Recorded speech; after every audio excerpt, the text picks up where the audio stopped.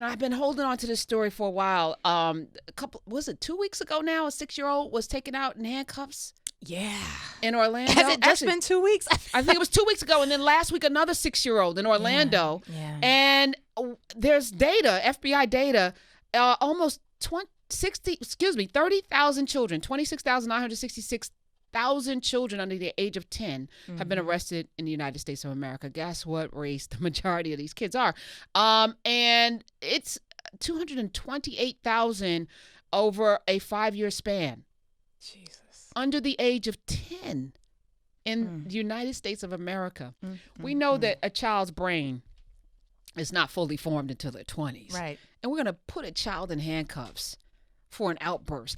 So I wanted to talk to you about this because I know you have a baby at home. Yeah. That's under the age of 6. Yes. Why? Well, she just turned 6. She will holler if you insist. I'm she sorry. is not 6 I'm because sorry. she was half 6 for a long time. She was half 6? Half 6. That was her thing. Okay. No, it's tough because you realize that racial disparities in suspensions and expulsions in school, you see them as early as preschool.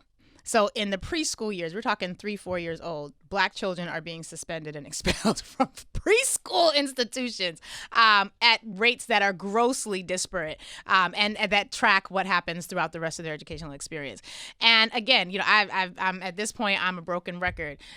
There are reasons that Jewish people will not allow Nazis to educate their children. Just period, point blank, because this is the result. And I was on a panel yesterday at the CUNY BMI conference, and there was a gentleman there who was talking about the fact, he had been incarcerated wrongly for 20 years, innocent, 20 years, just gets out and is trying to get his life back. And he was wondering how come the schools don't work more closely with the NYPD so that the schools can train the NYPD or the police to not be as aggressive. And so there can be, and we just, he really needed to vent. But there was a moment where we had to just say, my brother, what you're asking is for the police to not operate the way police have always operated. Or the way they were designed to operate. Or the way they were designed to operate. And we're asking educators who also are predisposed and indoctrinated with anti-Blackness to fill in a gap that they were not created to fill.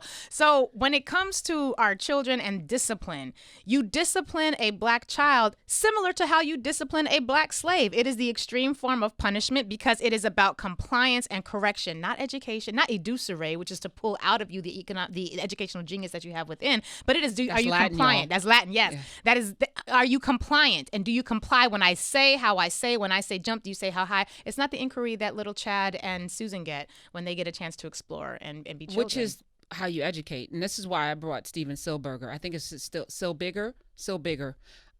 His book is The Jewish Phenomenon, 7 Keys to the Enduring Wealth of a People. So excited. I'm excited to have this conversation with him because we're going to be talking about this very thing with him. But I got kicked out of the Brownies at 8. So did I. Okay. So, and I think about that to this day, and I don't even remember what I said. It was something that I said that offended somebody. And instead of correction, instead of walking through the paths of little Karen, right. I know you have words. You have many words because right. your mother said you can't put your hands on people because that's what my mother said. Don't you be putting your hands on people. Let them hit you first. Mm-hmm. So I had to find another weapon. It became my mouth. Yeah. It was very honed at a young age. Instead of walking, because I was a relatively intelligent child who could be reasoned with. Yeah. Most children are. They just kicked me out of the Brownies. Yeah. And I never got that Girl Scout experience because that was the next level. So right. therefore, I don't know how to make a fire.